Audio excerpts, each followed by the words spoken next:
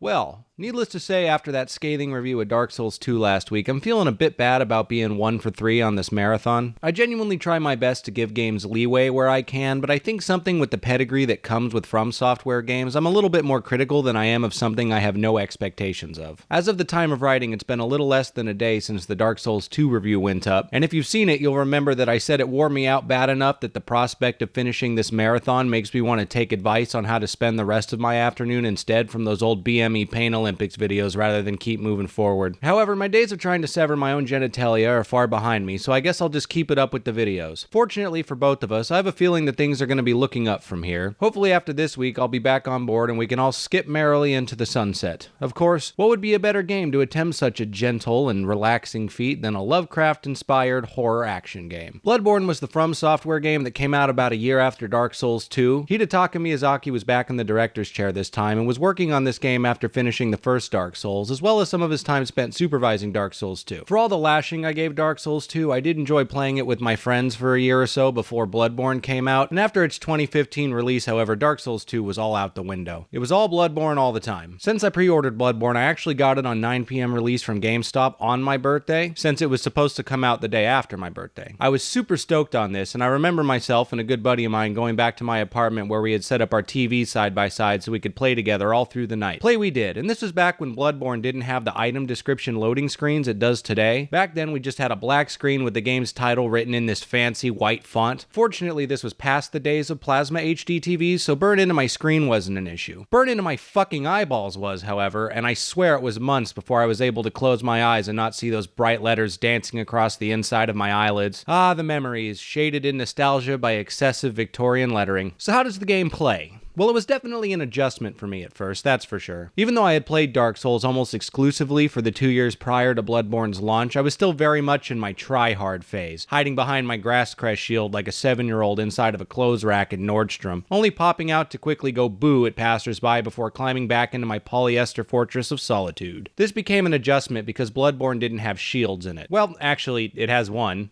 which is a joke. Not only is it a joke, but the item description busts your balls for choosing to use it. It reads, quote, "A cruel wooden shield used by the masses who have arisen to join the hunt. Hunters do not normally employ shields, ineffectual against the strengths of the beasts as they tend to be. Shields are nice, but not if they engender passivity," unquote. Which has to be the longest phrasing of the term get good I've ever heard. Instead of a shield, they give you a gun designed for staggering and parrying enemies. You have the choice between a pistol and a blunderbuss at the start, but you can eventually get fucking cannons and shit if you level up the stat for guns enough. Personally, I've never quite gotten used to the guns and have mostly based my builds around quick weapons and dodging. Dodging being another mechanic that they've changed slightly. While being locked onto an enemy, instead of doing the classic Dark Souls roll, you do a quick sidestep that looks so much cooler and requires slightly tighter timing compared to that roll. This is one of the ways in which Bloodborne goes for a much faster, more stylized version of the From Software combat. The other way being that once you get hit, you have a small window of time in which you can hit an enemy in return to get some of your health back. I like this mechanic because you can get further more on skill than just stocking up on healing items. This is helpful because Bloodborne goes straight back to Demon's Souls classic healing with only having finite healing items. Where this was something I hated in Demon's Souls down to the fucking soles of my feet, I don't mind it at all in Bloodborne, and this is for two reasons. One, enemies drop health items fucking constantly, and two, you can easily return to the hub area and buy as many as you want from the miniature skeleton store. You could buy health items from the hub in Demon's Souls as well, but for a majority of the game, you could only buy the lowest healing item available. However, in Bloodborne, there's only one healing item that scales with your health. The items do cost more money the further you go into the game, but that also scales with the amount of blood that you pick up from enemies. So you'll find yourself heading back to the hub after working through an area and picking up some more health items. You can only carry a set amount in your inventory, but the excess is put into storage and will automatically refill your inventory every time you rest or die. So as long as you purchase a few whenever you head back to the hub, you'll be just fine. You can't travel between lanterns like you could in old games. You have to go back to the hub to travel between areas. This means that very early on you'll get used to just grabbing a few health items for your storage every time you travel, and pretty soon you'll be in the rhythm of doing this, so you don't really have to think about it much as you play. Again, this was an adjustment, but an adjustment I was accustomed to after just a couple hours of playing. I really enjoyed this a lot because it took something I used to hate and tweaked it enough to make it an enjoyable part of the design. Another big improvement above the Souls games that Bloodborne brings to the table is that the weapons roster is much more limited. Normally, removing features would be considered a bad thing, but if you've ever spent a large amount of time with Dark Souls, you'll know that while there are enough variety in weapons to arm a small European nation, most of them are complete shit. Yeah, it's fun the first time you play Dark Souls, you get to cut off the gargoyle's tail, get the gargoyle's tail axe, but about 3 seconds later when you actually try and use it and you'll realize its weapons arc is shit and absolutely fucking worthless. Well, that's just one example. This ends up being most of the weapons in Dark Souls. Most people just end up picking up the halberd or a decent straight sword and level it up until they can infuse it with a boss soul and make it into something cool. Even then, a lot of people who use those weapons only do so to complete a novelty build a la Giant Dad or something. Bloodborne, on the other hand, only has about 10 to 12 weapons, including DLC weapons, but all of them can be applied and used to equal value, and mostly just depend on your particular playstyle. There's the cane for quick hits but light damage, there's an axe for people on the other end of the spectrum, and there's a saw cleaver for the type of people that never publicly take a side on political matters. Those are just the starting weapons though, and later on you can unlock a small straight sword that you can turn into a great sword, as well as a club of swords that turns into a big hammer. You get a saw weapon in the DLC that kicks ass, as well as a shit ton of guns and a couple other cool looking weapons that I haven't used and am just too lazy to Google, frankly. One of the really cool things is that using a starting weapon throughout the game is definitely a viable option. In my last playthroughs, I've actually just stuck with the starting cane. I love this weapon. In Dark Souls, you can choose to two-hand weapons for extra damage, but in Bloodborne, you instead use what used to be the two-hand button to transform your weapon into a slower but stronger version of itself. For the cane, this button turns into a whip that is slightly slower but has fantastic range. So I'll tend to use the cane form to quickly hit only one enemy and then use the whip for the crowd control. There's just something so fucking dope about beating a beast man to death with a cane and then morphing it into a whip to smack all his incoming buddies to death at once with just a couple quick flicks of my wrist. As well as lowering the weapons roster, they also left less armor sets in the game. This is due to how they made armor a lot less complicated. In Dark Souls, there's light armor, heavy armor, and everywhere in between armor. In Bloodborne, it's all light armor due to the fact there's no longer an equipment load mechanic that changes how quickly you move and dodge. This game has one pace, which is breakneck. You might think removing these things from the formula makes a game that requires less on the part of the player, but you would be wrong.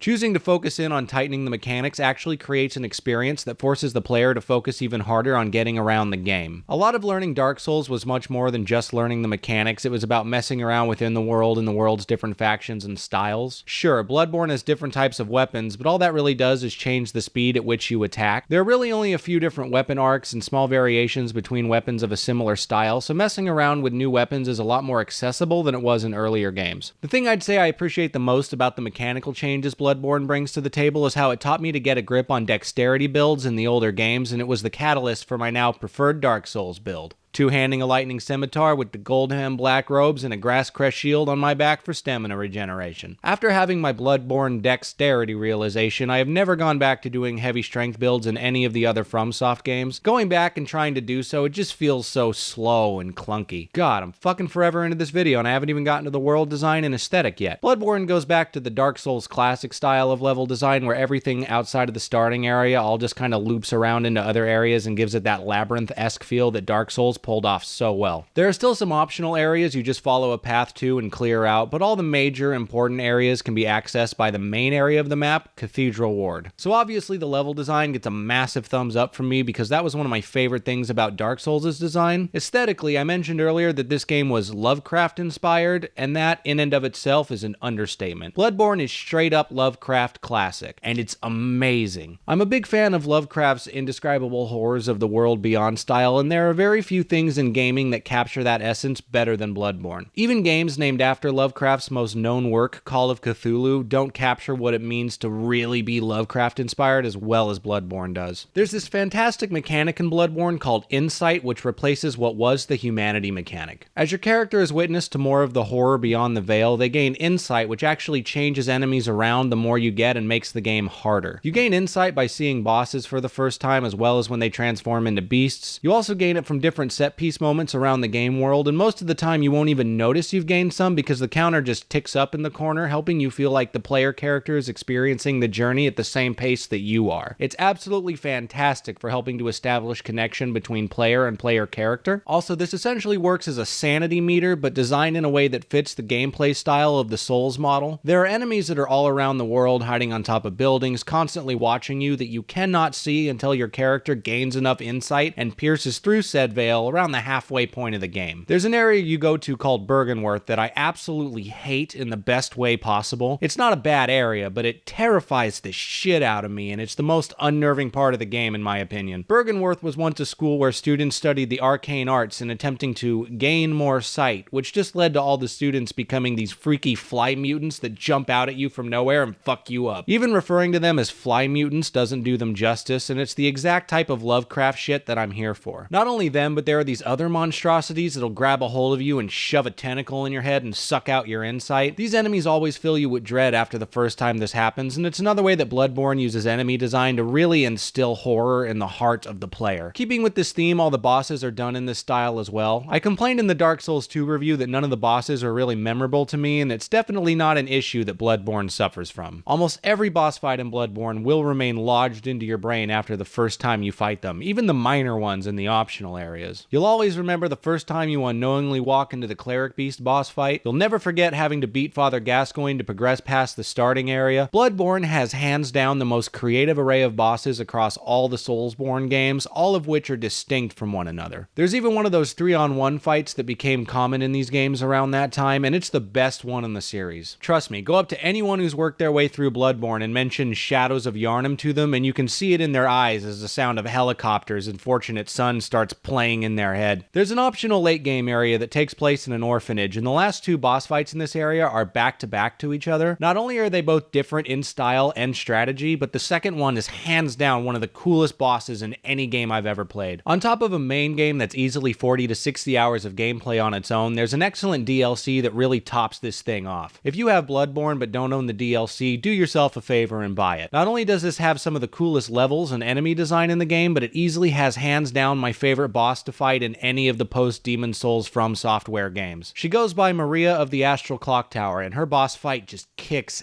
ass. She's a hunter, just like you, and fighting her feels like taking down someone who's an equal to you. You have to out-hunter her, and it feels so good. It takes the best aspects of fighting invaders online in these types of games and puts them all into one boss fight. Plus, the fight takes place inside this massive, beautiful clock tower with this perfect score that builds in crescendos as you work your way through her 3 different phases. This is one of those boss fights I wish I could just play over and over again without having to go all the way through New Game Plus. It's the part of the game I look forward to the most with every playthrough, and you're robbing yourself of a fantastic gaming experience if you don't get the DLC in Fighter. Plus, after you finish up with that fantastic boss fight, you find yourself in a small, monstrous fishing town that gives off heavy A Shadow over Innsmouth vibes, just without all the forced themes of why interracial marriage should be feared by the white man. Seriously, in case you never picked up on it, that's what that story is about. Full stop, no joke. As much as I enjoy the horror stylings of Lovecraft, it's nice to be able to enjoy them without having to look past all that bigotry. From the not-so-subtle nods to why the blacks are not to be trusted, down to the name of his cat. He actually used his real-life cat's name in his short story Rats in the Walls, so if you're not in the know and you're curious, give it a read. Outside of the main game, there are optional areas that you can access by defeating an optional boss that the community quickly started referring to as Beef Curtain within hours of the game being out. These are maze-like areas the game calls Chalice Dungeons, and I enjoy them. I know they're kind of frowned upon by most of the community since they basically just boil down to small areas where you find a lever to open a boss door before defeating said boss. There's about 3 to 5 levels per dungeon, and it quickly starts padding out the boss fights with repeated ones from earlier dungeons, and even some that are from the main storyline as well. The most perplexing of which is the mid-game boss fight, Rom the Vacuous Spider, who's the only boss in the main storyline I don't care for, and having to fight him a second time at the end of a long Chalice dungeon in an environment that's just about a quarter the size of his actual boss arena doesn't really make me enjoy it anymore. What I like about these dungeons the most is it gives me somewhere to go and level up and collect useful items when the main game is just trashing me, and I've currently done all the side areas I can do up to whatever point I'm stuck at. Before we get to the end of what's shaping up to be a longer than usual video, I wanted to give a quick talk to the recent Bloodborne PSX demake for the PC that was recently finished and published by LW Media. This is the second Bloodborne demake I've played after Yarntown, which was a classic Legend of Zelda style remake remake of the tutorial area from Bloodborne. That one was great for about 20 minutes of fun, but the PSX demake has a bit more girth to it. Its world map isn't a straight one-to-one copy of the beginning of Bloodborne. It actually ties together the recognizable paths of Bloodborne's map and also adds some areas of its own which you have to go key hunting through to open up shortcuts. The most original of which is an add-on to the sewer area where you go through a tightly packed poison swamp-like thing. To my mind, this is where the developers of Bloodborne PSX wanted to imitate the Chalice Dungeons in a sense. Still, I do really enjoy the additions they made to force the player to think outside the parameters of the original Bloodborne. This thing is PS1 classic to a T. I used better DS4 so that I could play with my PS4 controller, and it handled exactly like an old PS1 controller would. You know what kind, the original PS1 controller that didn't have the analog sticks. That's right, D-pad for movement, L2 and R2 to rotate the camera, and one attack button for light, strong, and special attack that you use by holding it in for different lengths for each attack. Took a bit to get used to, but if you have a PC and an internet connection, I would say download this whether you've played Bloodborne or not. It's a really good time. Anyways, I think that about wraps it up. So all in all, I not only highly recommend Bloodborne, but it's easily my favorite in the Soulsborne series. Even if you've tried Dark Souls or one of Bloodborne's other predecessors before and couldn't get into it, this one is a great starting point to get used to just the bare mechanics of the gameplay style. If you haven't played this, you are genuinely missing out. I would even go as far as to say it's worth buying a PS4 now that it's officially a last-gen console just to give this game a go. It is honestly that worth it.